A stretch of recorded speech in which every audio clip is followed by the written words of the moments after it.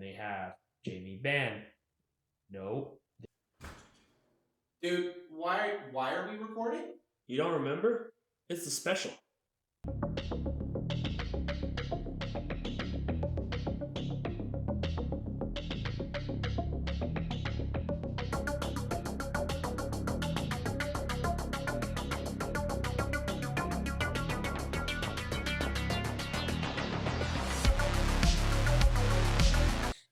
Well, good evening, ladies and gentlemen. As Miggy kindly reminded me, tonight's a special episode. Miggy, why is it a special episode?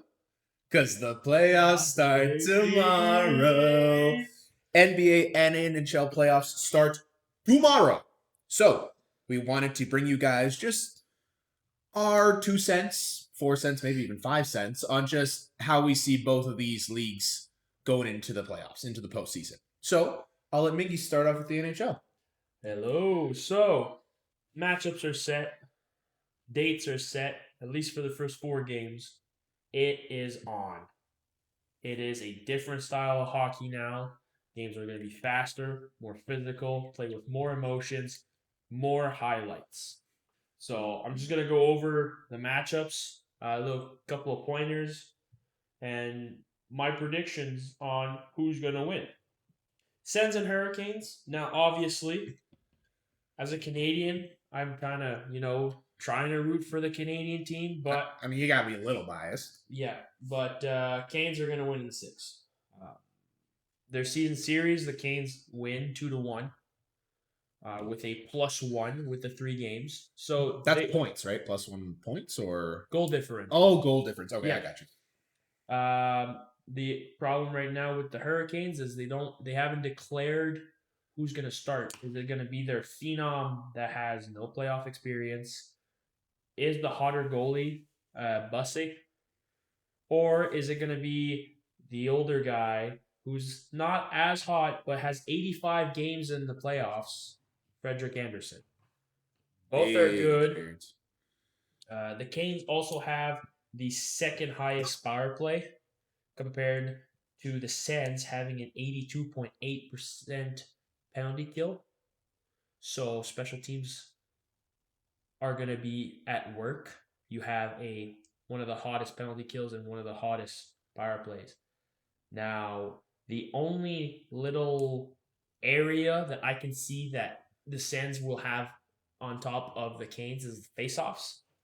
The Senators are an extremely strong face-off team. They're at a 59.3%, which ranks them, I think, second. So this series will be physical. It will be fast. There's a lot of star power on both sides. You got Team Stutzel, Brady Tkachuk, Thomas Chabot, and on the other side you got Sebastian Aho, Nikolai Ehlers. You have their goalies, Bussey and Anderson, are both good in their perspective, and you have their defenseman that QBs on the power play, Shane Gostisberg.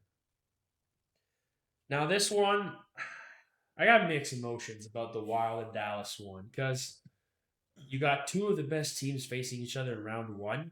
Now, how the teams get to the playoffs, I have no issues with.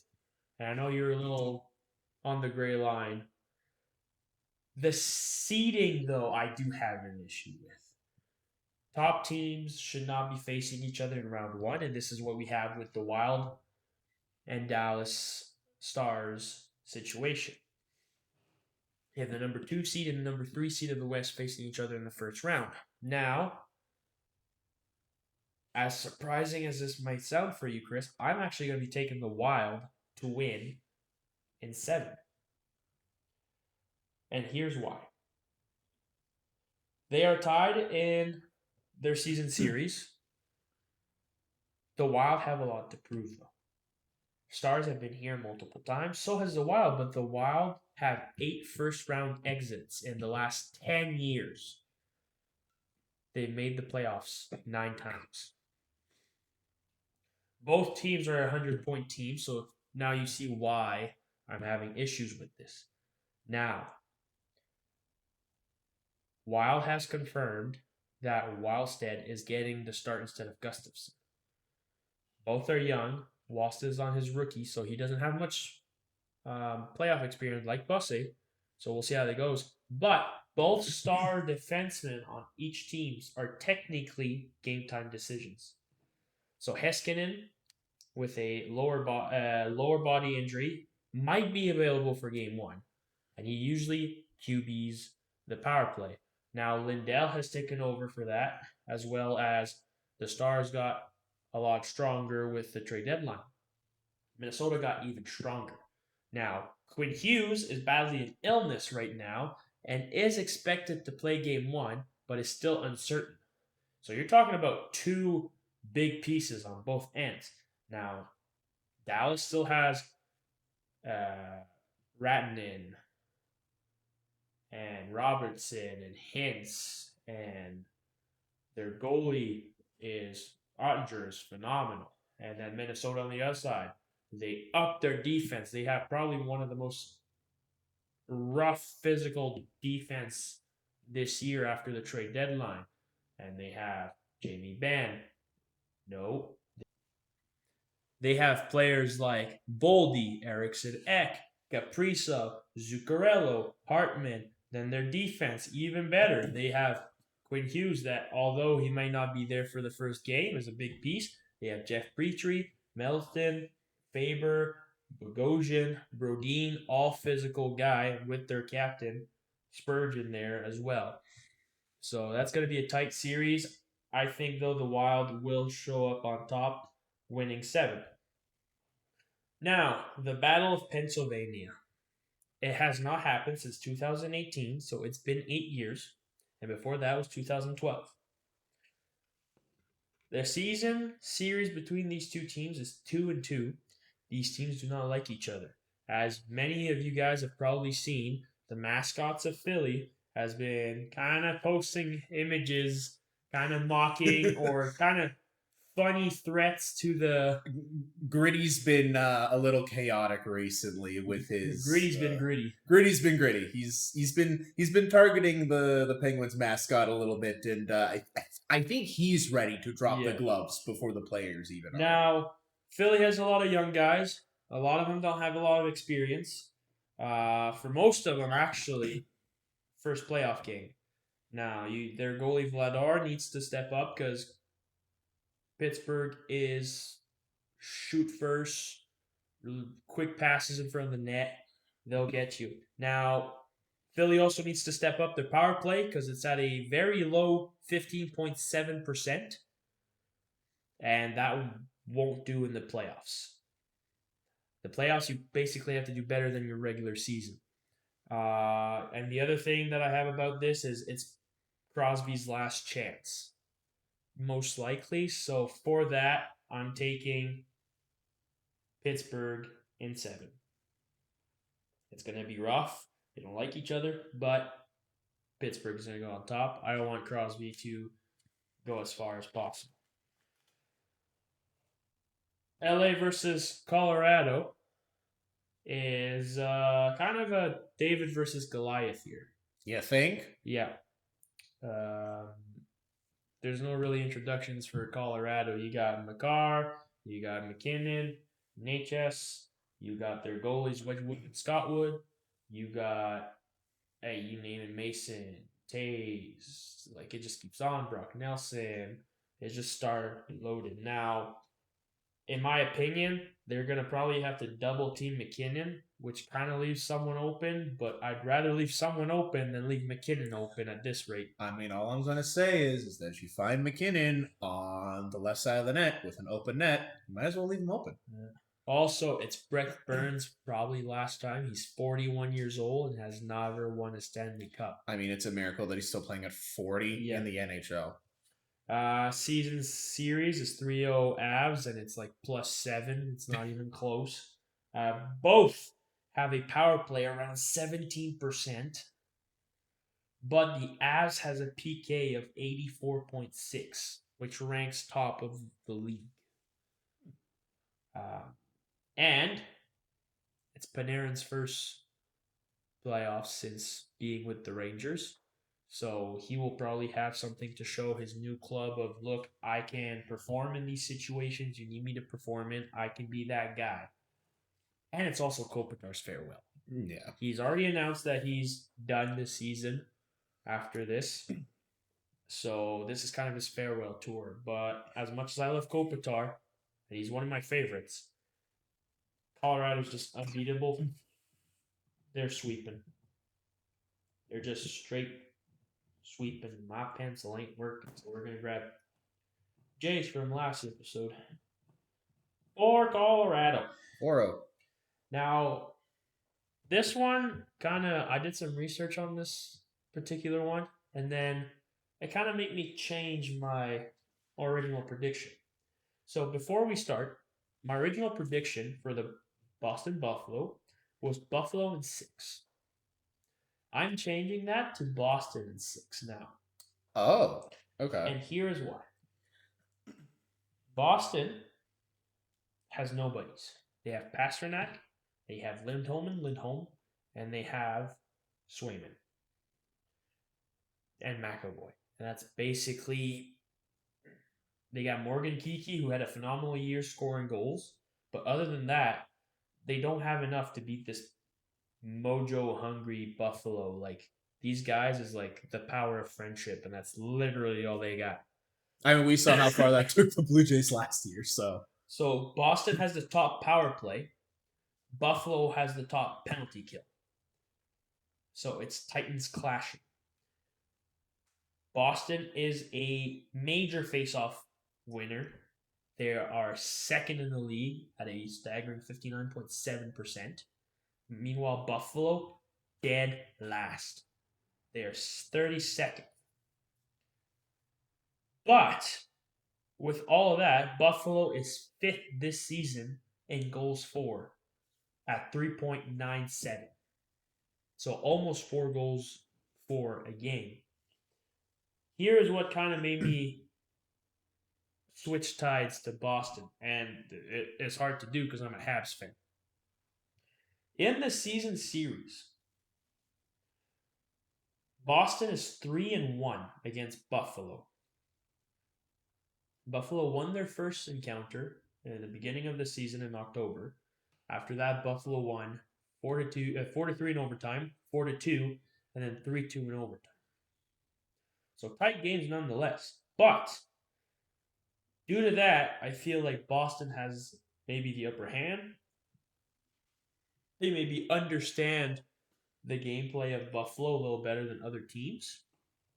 So Boston is 6 as my call. Utah and Vegas. I am going Utah all the way. Game 7, I don't care. Sue me if you want. Game 7, Utah all the way. First playoff for Utah. The year they call themselves the Mammoths, they make it comfortably, I might ask, too. Season series is 2-1 Utah. Then on top of that, yes, Vegas has a strong penalty kill, and they have Marner, they have Hannafin, they have Anderson, Eichel. I can go on. Hurdle, Stone, Doidev. They have 3 goalers, Schmidt, Hill, and Carter. They've got the names. All under 900 in save percentage. So got the names, not the numbers. Utah, I have to give Utah the upper hand in the goalie situation because Vemelka has been wonderful this year. Vegas, it's not their goalies that are going to help them win the cup this year. They're going to have to get a lot of scoring, and defensemen are going to have to help their rookies. The rookies, yes, but as well as their goalies. Schmaltz and Keller will be maybe looking to put Utah on their backs. They had a pretty good season. Keller is an exceptional passer and as well as a shooter, and Schmaltz has shown time and time again he is a great shooter. Now, for you Leafs fan, if you want to watch a series, this would be the one, due to the fact that Marner is playing his first series outside of the Maple Leafs. So for him, it gets to see maybe going past the first round. But as you see here, I have Utah in 7. So, but hey, Marner leaves Toronto. Vegas makes the playoff. Toronto's playing crib by the seashore, playing golf. So I see a common denominator. That's all I'm gonna say. I don't think Garner was the problem. Anyways, you go down to the Ducks versus Oilers. Third time, is that the charm for McDavid? Last year, he made it to the finals. The year before, made it to the finals. Lost and lost. He's got a heavy team to carry with him. So I wouldn't be surprised if he pulls it together again and gets them far, or if he's going to suffer a bit from fatigue. Edmonton has a lot of experience in the playoffs through the recent years. Meanwhile, the Ducks have a young core, little playoff experience. They got a couple of guys who do, like Killorn and Carlson. But other than that, they don't have much. The Ducks are also 2-6-2 in their last 10 during the season, so they are in a slump right now. Meanwhile, Edmonton's 6-3-1. Edmonton won the season series. Now, what the Ducks have to watch, because McDavid has all the momentum right now. He has 5 goals and 7 passes in the last 5 games. So 12 points in the last 5 games. For you people at home, that's 2.4 points a game. That is crazy. They're going to have to figure out. Now, this series, as I said, with Vegas, well, this goes for both teams. The goalies, both teams are struggling. They're under 900, not necessarily good for a playoff team, but when you have McDavid and on the other side a young core that's scoring all that much, I don't really think you need that big of goalie. You know, they tried to change their goalie situation. Oilers in early-ish in the season, and it hasn't seemed to work. Meanwhile, Skinner has found more success in Pittsburgh, so I say Edmonton in 5. Oilers also have a power play that is ranked number 1 of 30.6%. That means they basically score on every third. More than every third. Yep. Now, the one that for me I will be watching intensively with a notebook and a pencil in hand. And a magnifying glass. Are you kidding me? Yeah. Now, the bias in me wants to say Montreal in 4. The actual study research guy in me says Montreal in 6. Your blind bias is way blinder than even I could have imagined. Montreal in 4 is that's brave. This is the 2021 Stanley Cup final rematch, the bubble year, where Carey Price put Montreal on his shoulders and brought him to the Stanley Cup finals. They lost in 5 that year. This is a highly anticipated matchup. It's going to be physical. Montreal sat their bruiser line the last game of the regular season. Instead of sitting their top guys, they went, we're going to need our bruisers. Let's sit them down. Montreal has a 23.1% power play. It's decent. It's in the middle of the pack. Meanwhile, Tampa Bay's penalty kill is at 82.6. A little higher up, but we'll see. You got to beat everybody to win. Will it be Dobich or Fowler? Will they do a 50-50? Will they go with whoever is hottest? Montreal right now has 2 goalies that are young and that seem to be doing pretty well, mind you. They have to cover Kucherov. Kucherov's the guy on the Tampa Bay who can do the most amount of damage. Getzel as well. Point as well. These are all guys you have to cover. Now, the problem with Tampa Bay is you have a lot of guys you have to cover. You got to cover Dobson. You got to cover Hudson. You got to cover Suzuki, Demidov, Caulfield, Slavkovsky, as well as even like players like Kapanen and Newhook. They're all players you gotta watch. So Tampa Bay's issue is going to be watching all those players because yes, Montreal is a young team, but they have so much talent. It is scary. They're exactly the same thing as the Ducks, except I'm biased, so Montreal's winning in 6. My big question for this series: will Radish keep the unbelievable pace that he did this year? He was close, if not a point per game defenseman. That is insane. He came out of nowhere. He just decided, hey, I'm going to make hockey mine. And look where it got. So I will repeat just for the people at home that might have not heard me when I said it. Canes in 6 against the Senators. Wild in 7 against Dallas Stars. Colorado will sweep the LA Kings. Utah will win 7 against the Vegas Golden Knights. And the Ducks will fall short to Edmonton in 5. Meanwhile, Boston will beat Buffalo in 6 to end Buffalo's unbelievable year. And the Montreal Canadiens will beat the Tampa Bay Lightning in 6.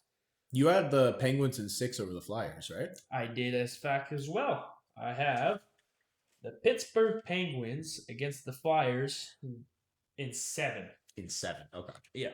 So tight series. There's only one sweep. Colorado against LA, like unless Colorado brings it into overtime in LA's territory, but that's about it. Now the games that are coming up, I'm only talking about the first games. Senators and Hurricanes are going to be playing tomorrow, Saturday at 1 p.m. These are all central times due to the fact that we are in Saskatchewan. So please go according to your time zone. Excuse me.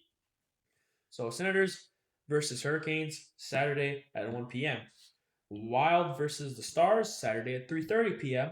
Flyers versus the Pittsburgh Penguins Saturday at 6 p.m. Those are the 3 games for tomorrow. LA versus Avalanche on Sunday at 1. Montreal versus Tampa Bay at Sunday at 3:45. Boston versus Buffalo Sunday at 5:30, and Utah versus Vegas Sunday at 8. Now, the Ducks and the Oilers' first game is played on Monday at 8 p.m. So, with that being said, I have talked about my NHL playoffs and how I feel like they are going to go. I will now pass the mic over to my very basketball enthusiast friend, Chris. Thank goodness you're passing the mic to me. I don't know how much more time I could spend listening to you ramble on about a freaking frozen rubber disc. So the NBA finished their regular season last Sunday, last weekend, and they had their play-ins this past week. So on Tuesday, we had Miami against Charlotte. That was the Eastern Conference 9 versus 10 seed. Charlotte wins this 127 to 126 in overtime. It was a close game. It was, in quotation marks, a scrappy game because as much as Charlotte winning this should have been the headline, the main headline to this game was the fact that Bam Adebayo got tripped and injured partway through the second quarter and had to leave the game. So the Miami Heat were playing without their best player for the majority of this game. Happened in the second quarter. LaMelo Ball from the Charlotte Hornets seemed to intentionally, maybe not, still a dirty play, trip Bam Adebayo on his way down, causing a lower body injury. LaMelo Ball was fined $35,000 for this and assessed a flagrant foul going into the next game. LaMelo Ball did have 30 points and 10 assists. Miles Bridges had 28 points, 9 rebounds, and 3 blocks to go along with that. Brandon Miller had 23 points, 5 rebounds, 5 assists.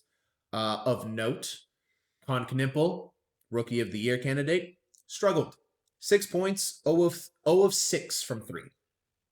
So I don't know if this is just sort of postseason jitters for the rookie, or if he didn't really end the regular season in a slump, but he did not show up for this game. He's lucky that the rest of the team picked up the slack and got them the 1-point win. On the other side for Miami, in Bam Adebayo's absence, Davion Mitchell had 28 points, 6 assists. Andrew Wiggins, 27 points, 7 rebounds. Tyler Hero, 23 points, 6 assists. And Kale Ware, who has been playing incredible as of late. I'm almost sad to see that Miami gets eliminated. But Kyle Ware, 12 points, 19 rebounds, and 5 blocks. So with this, with the playing format, Miami eliminated from playoff contention. Charlotte goes on to play another day, potentially to sneak their way into the postseason. Also on Tuesday, the 8th-seeded Portland Trailblazers face the 7th-seeded Phoenix Suns. This is from the Western Conference. Portland wins this 114-110. Phoenix did have the lead going into the fourth quarter. It was 83-82. The final minutes of this game, highly chaotic, multiple lead changes. Star of the night, Denny Avdia, 41 points, 12 assists, 7 rebounds. Drew Holiday had 21 points as well for Portland. On Phoenix's side, Jalen Green had 35 points, Devin Booker had 22 points, and Dylan Brooks had 20 points and 4 steals. So Portland, with this win, claims the 7th seed in the Western Conference going into the playoffs. Phoenix will go on to play another game with the hopes of winning that to claim the 8th seed. Past Wednesday, 8th seed Orlando versus 7th seed Philadelphia. This is the Eastern Conference 8 and 7th seed. Philadelphia wins this 109-97. This was close for most of the game. It was 87-86 for Philadelphia with about 8 minutes left in the fourth quarter. They did pull away, however. Of note, Philadelphia played this game without Joel Embiid. So they were without their best or second best player, and they still beat the Orlando Magic. Tyrese Maxey, 31 points, 6 assists. VJ Edgecombe, 19 points, 11 rebounds. Edgecombe has been a great rookie player all year. He's one of, I think, 5 rookies this year to be a regular starter for his team. He likely won't get any higher than 3rd in Rookie of the Year voting, but a player to look out for. Well, when you have Cooper Flag and Konkanev, well, yeah. So, but he showed up.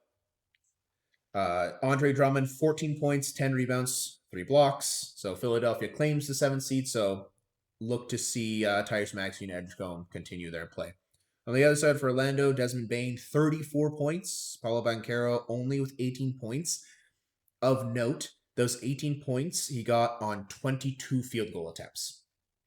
It took him more shots to score points, which is not what you want to see from your star player. Yeah. Franz Wagner, 12 points. So not a good outing for Orlando. They've also shown a lot of struggle here at the end of the year. They had that bad loss to Boston, multiple games where Paulo Banchero especially didn't show up. So again, Philadelphia claims the 7th seed. They will face the Boston Celtics in the first round of the playoffs.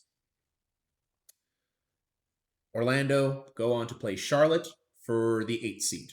I do want to rewind a little bit. Portland, claiming the 7th seed, will play the San Antonio Spurs in the first round.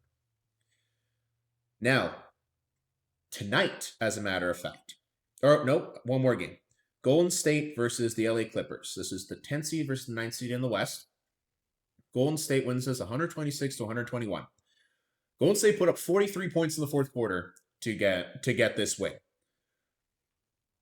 The Clippers had a 98-85 lead with about 10 minutes left in the fourth quarter. They were up 13 points with 10 minutes left, and Golden State came back to win this. Stephen Curry had 35 points and 7 3-pointers. He had 27 of his 35 points in the second half alone.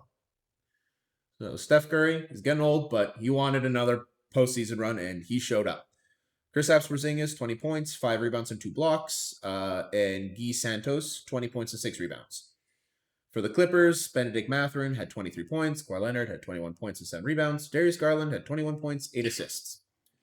So solid outings in their last gasp effort, but the Clippers will be eliminated from postseason contention. Golden State is going to go on to play Phoenix for the 8th seed.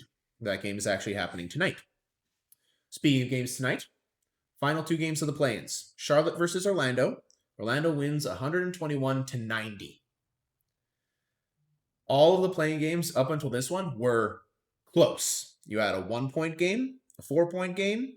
Orlando, Philadelphia was a little spread at 12, but it was close. Golden State, LA was a 5-point game. This was 31 points. Charlotte, after their miraculous win over Miami, did not show up.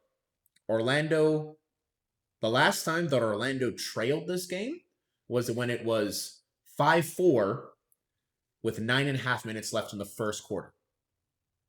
Oh, what? They said, hold my beer, and then took the rest? Orlando made it 6-5 and then never looked back. Paulo Banchero showed up. 25 points, 6 assists, 5 rebounds, and 2 steals. Franz Wagner, 18 points, 7 rebounds, 6 assists. Desmond Bane, 13 points, 7 rebounds, and 3 steals. LaMelo Ball, 23 points, 5 assists. Miles Bridges, 15 points. That's their second highest scorer. And then Brandon Miller, 14 points with 2 steals. Charlotte only shot 34% in this game. So I guess Charlotte just didn't want it bad enough. I thought that Orlando was going to get knocked out, but Orlando showed up, proved that they were the rightful 8th seed. They will go on to play the Detroit Pistons in the first round. I have a feeling it's just Charlotte not wanting to play against the big boy. And the final game of the play-ins, which ended maybe 5 minutes ago. Golden State versus Phoenix. Phoenix pulls out the victory, 111-96. The high score from the night was Jalen Green with 36 points. On Golden State's side, Brad Podziemski had 23 points of his own. Stephen Curry couldn't pull another miracle out of his hat. Steph Curry only had 7 points at halftime, so I was expecting another performance where he puts up 25, 30 in the second half. He was only able to put up another 10, finish with 17 points on the night. That being said, Golden State, they are eliminated from the 2026 postseason. Phoenix will claim the 8th seed in the West and will go on to face the juggernaut that is the OKC Thunder. Now, going on to playoff matchups. So, with the play-ins concluded and decided, in the Eastern Conference, like I said, you're going to have the number 1 seed Detroit Pistons against the 8th seed Orlando Magic. You're going to have the 2 seed Boston Celtics against the 7 seed Philadelphia 76ers. You're going to have the 3 seed New York Knicks against the 6 seed Atlanta Hawks, and the 4 seed Cleveland Cavaliers against the 5 seed Toronto Raptors. Out west, it'll be the number 1 seed OKC Thunder against the number 8 seed now Phoenix Suns, even though they did finish the season 7th in the regular season. The number 2 seed San Antonio Spurs will go against the now number 7 seed Portland Trailblazers. 3rd seed Denver Nuggets will go against the 6th seed Minnesota Timberwolves. And the 4 seed Los Angeles Lakers will go up against the 5th seed Houston Rockets. Now, some predictions. I'm going to start out east. I'm going to start with Detroit versus Orlando. I am expecting this to be a sweep. I don't think I really need to explain too much as to why I believe that, but I'll explain it anyways. I think if Orlando just wins, it's the biggest upset of the last 10 years. Detroit is one of the best defensive teams in the league. Top 3 defense in the league. And Cade Cunningham is back from that collapsed lung injury, and he is back to top performance. Like, he hasn't slowed down. Detroit is also a very, very good half-court offensive team. Their pace is fairly slow. They don't get out and run a lot. But if they're able to set up their offense, they're one of the best. I mean, it shows by their 16-22 regular season record. Yeah.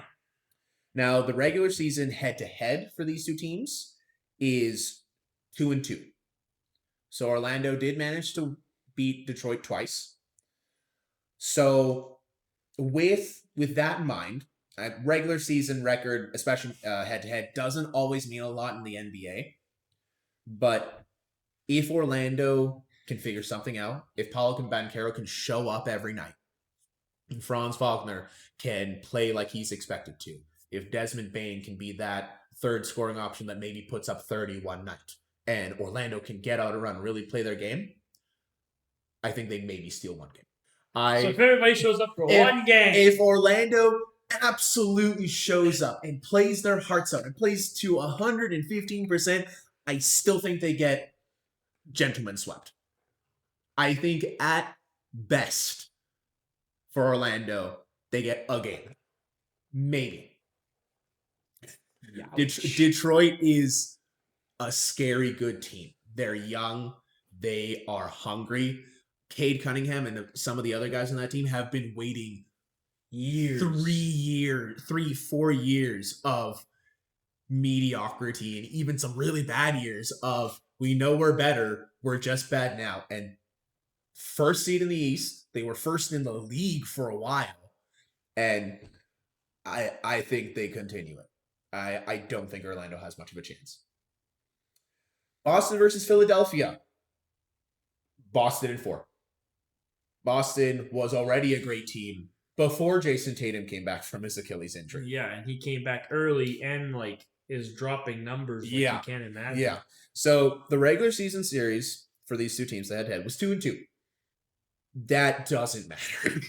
That doesn't matter one bit. Boston, Jaylen Brown is still playing like the MVP candidate he's been playing like all year. Jason Tatum is back and in form. Derek White is an all-defense candidate. This Boston team, they're beating other Eastern Conference teams with just their reserves. So what you're saying is you got the cheesesteak that's looking at a juggernaut. I would be shocked if any of these games are close. And that is no disrespect to the 76ers. Tyrese Maxey is a phenomenal player. BJ Edgecombe, like I said earlier, a great rookie and can put up numbers and be productive. Paul George still has a bit left in the tank. Joel Embiid, however, is very questionable to play at all in this series. He had emergency surgery for, I think it was like appendicitis or something like that. Forgive my pronunciation on that word. In the last week of the season. So they are likely without him. And even if Embiid does show up, like even if he is able to play, it's the same kind of scenario as the Detroit-Orlando game. I think Philadelphia maybe gets a game. Maybe. But Boston is terrifying. So if come Tuesday, Orlando's like 2-0 and Philly's 2-0. If Orlando and Philadelphia even make these two series a series, I will tip my hat to them.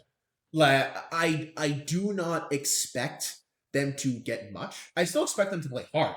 Like they're still two hardworking teams. I mean, Orlando has fought through a lot of adversity these last couple of weeks just to get here. Yeah. But Detroit and Boston, horrifying teams. Knicks versus Hawks. The season series was 2-1 in favor of the Knicks. I expect the series to go to 6 games in favor of the Knicks. The Knicks are a good team, as shown by being third in the East. They have a dynamic duo of Jalen Brunson and Karl Anthony Towns. They have very versatile and impactful wing players like OG Anunoby and Mikal Bridges.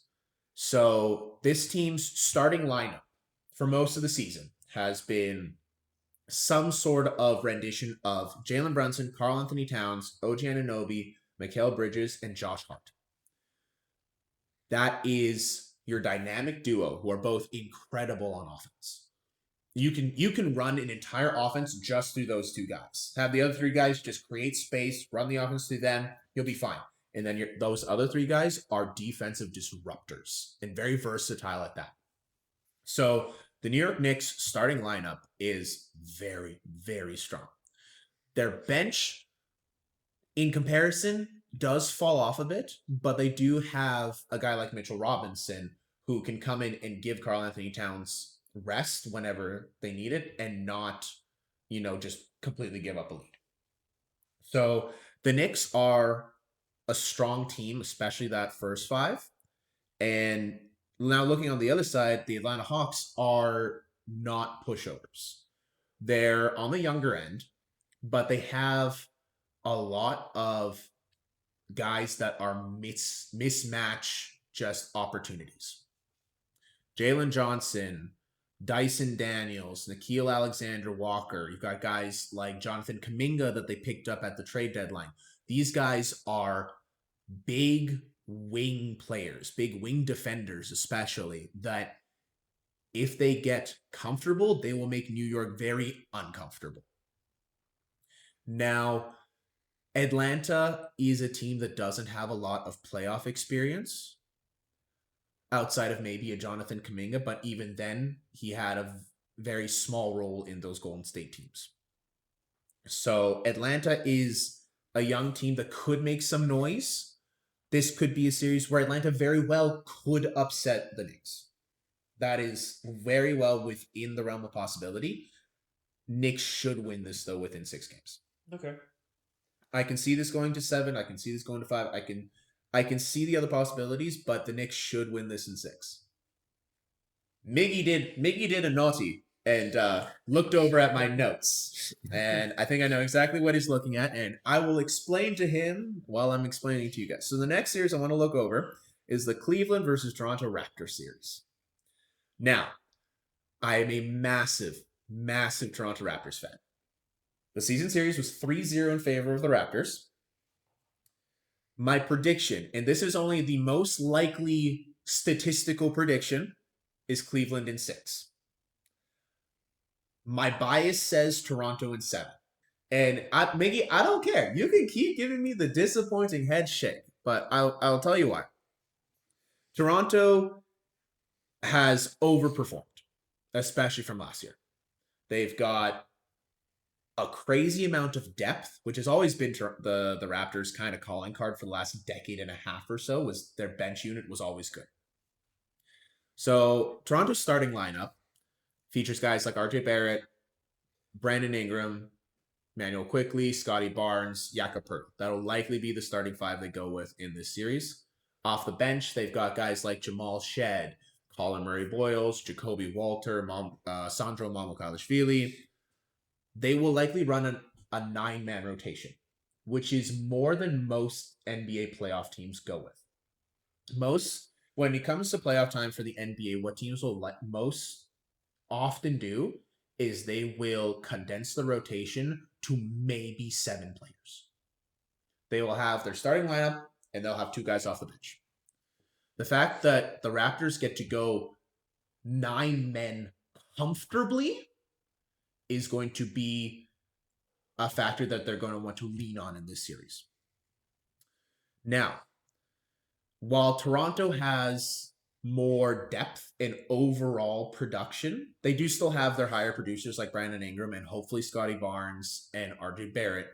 Cleveland is very top heavy in terms of their talent. They have guys like Donovan Mitchell and James Harden, who, yeah, I mean, you're giving me the look. You're giving me the look. So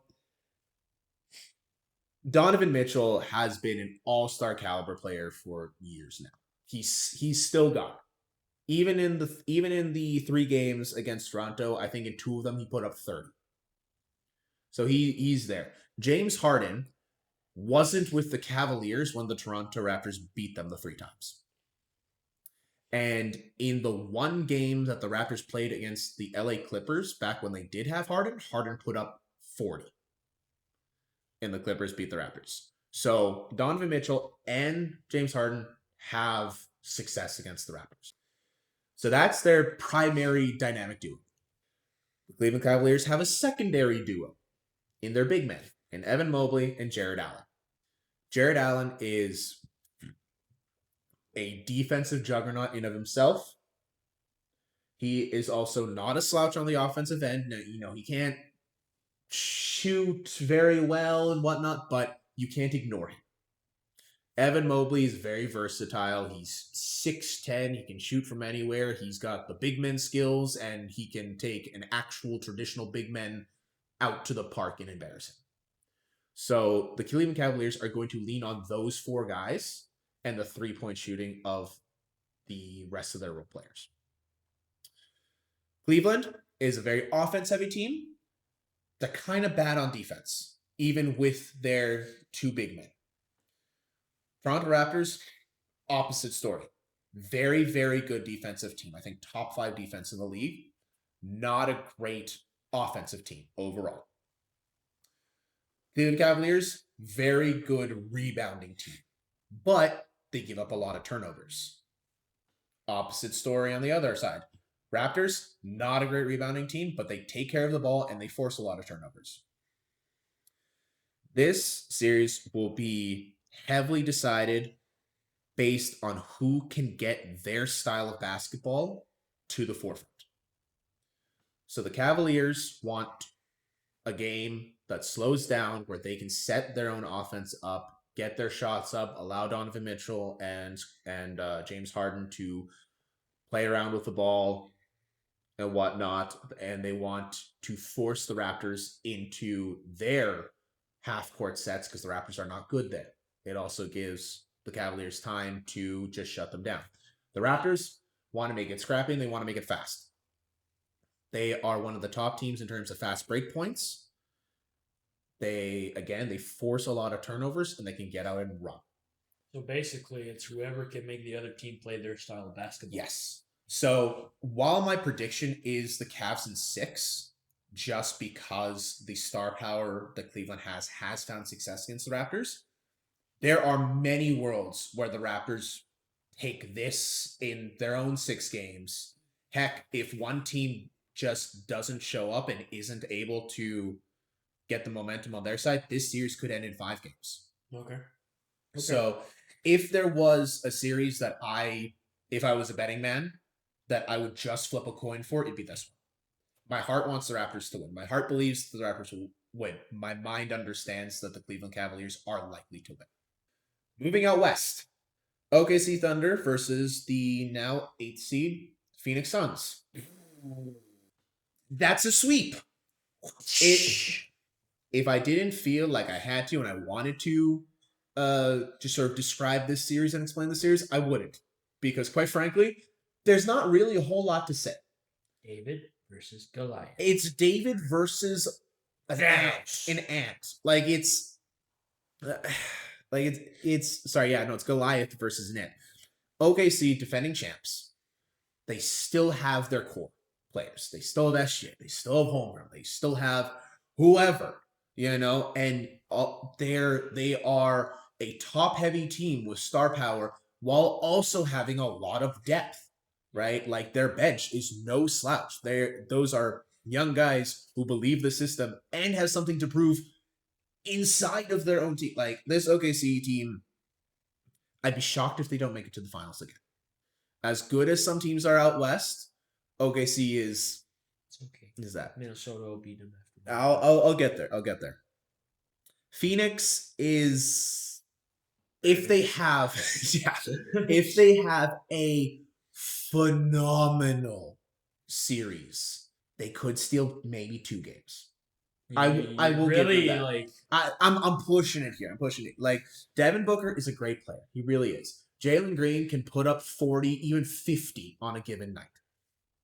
Dylan Brooks is a rough and tumble, enforcer, instigator, initiator, whatever you want to call him.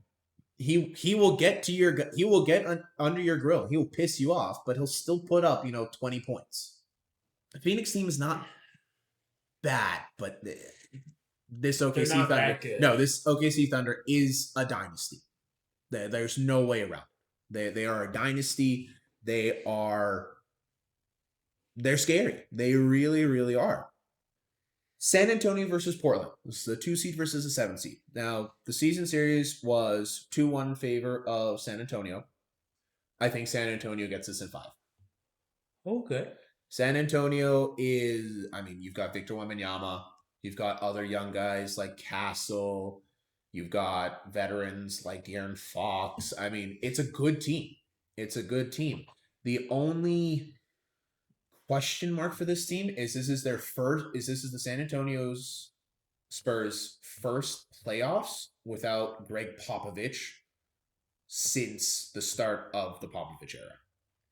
So about a year and a half ago, Popovich had to step down as head coach because of some personal medical um, issues. I suppose is the fair word. So they had an interim head coach who got the full time coaching gig this year. I do not remember his name off the top of my head, but this is the first time the Spurs are in the playoffs since before, like without Popovich.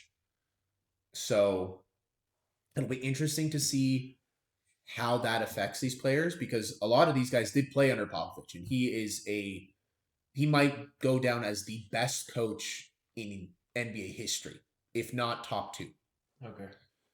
So that's the only real question mark for the Spurs. Now for Portland, they are a team that has a lot to prove. Denny Avdia showed that this Portland team can definitely make some noise. I mean, he put 41 points up in the play-in game to get them here. So Portland, I do think, has the talent to steal a game off of San Antonio. I don't think Wembanyama lets this series go past 5 games. Nah, he's monstrous right now. He's insane.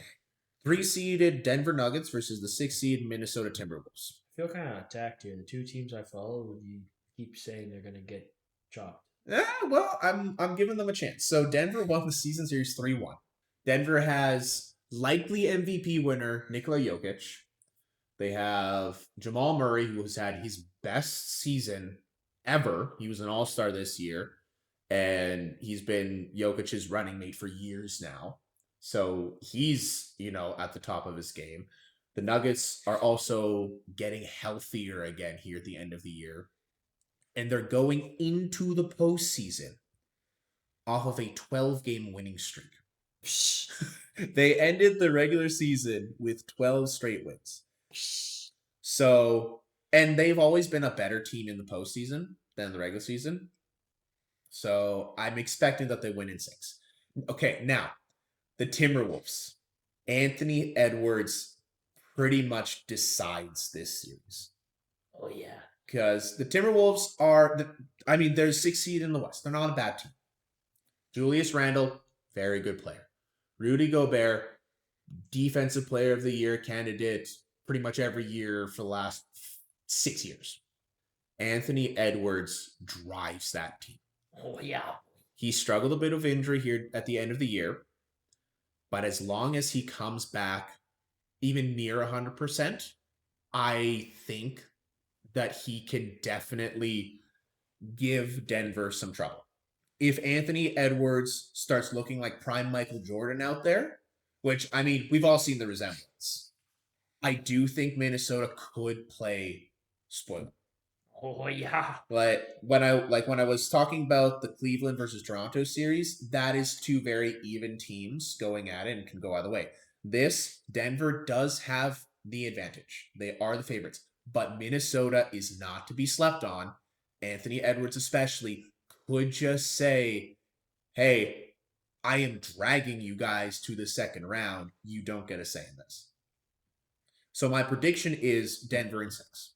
I would not be surprised to see this series go to 7 games. Genuinely. If Minnesota wins this series, I don't think it's any sooner than Game 7. But I think if it does get to Game 7 and Anthony Edwards has any fuel in the tank by, after 6 games, I think Minnesota can play spoiler. Oh. Now, the last series is the 4th-seeded LA Lakers versus the 5th-seeded Houston Rockets. This one is a weird one. So the season series was 2-1 in favor of the Lakers. My prediction is Houston in 5. And that is mainly based off of the fact that Luka Doncic and Austin Reeves are still indefinite. Oh, those are big pieces. 2 of LA's 3 heads of their Hydra, of Luka, Reeves, and LeBron, 2 of them are, at this very moment, unlikely to see any minutes in this series.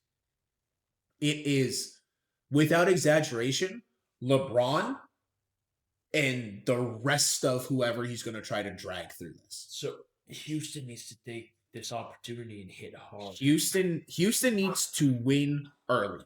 They like I don't know if Luka and Reeves even have a chance of showing up in this series, but as Houston, you can't take that chance. You have to win 3 of those first 4 games, if not all 4.